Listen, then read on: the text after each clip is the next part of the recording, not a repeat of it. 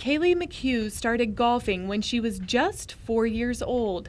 Now she's 19 and plays for the University of Ashland women's golf team. But her road to playing at the collegiate level didn't come easy. It had been a dream since I was a little kid, and for that even to be a possibility of me not being able to golf anymore is just a huge part of my life. During McHugh's junior year at Northview High School, her back started bothering her. And then one day, her right leg went numb. It was just all that use that I did to my back when I was young. It just put the strain on the vertebrae, and it just gave. X-rays showed McHugh had fractured vertebrae and bulged discs.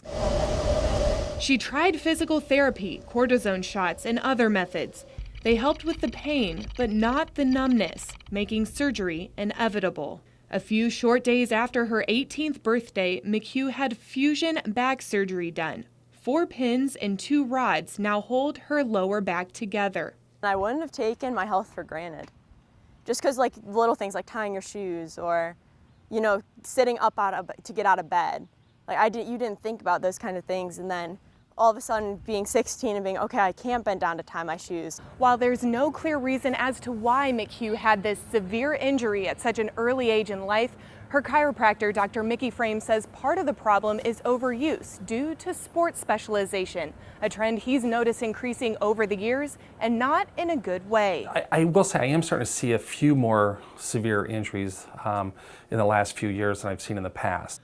According to pediatric orthopedic specialists, children who specialize in one sport account for 50% of overuse injuries in young athletes. One study done by a doctor at Loyola University shows athletes who specialized at a young age were 70 to 93% more likely to be injured than those who were multi-sport athletes. The reasoning? A lack of variety in movement and muscle use. If they're doing that in a specialized manner over a long period of time at a young age and they don't use good mechanics, I think we're going to have problems. But why has specialization become something kids are doing in the early ages versus choosing later in life? The desire to be a collegiate athlete. Really wanted to play golf in college. It had been a dream since I was a little kid. There's nothing that shows in the literature that they'll have a better % chance of being a pro if they specialized early. According to the American Medical Society for Sports Medicine, 88% of college athletes were multi-sport athletes as children.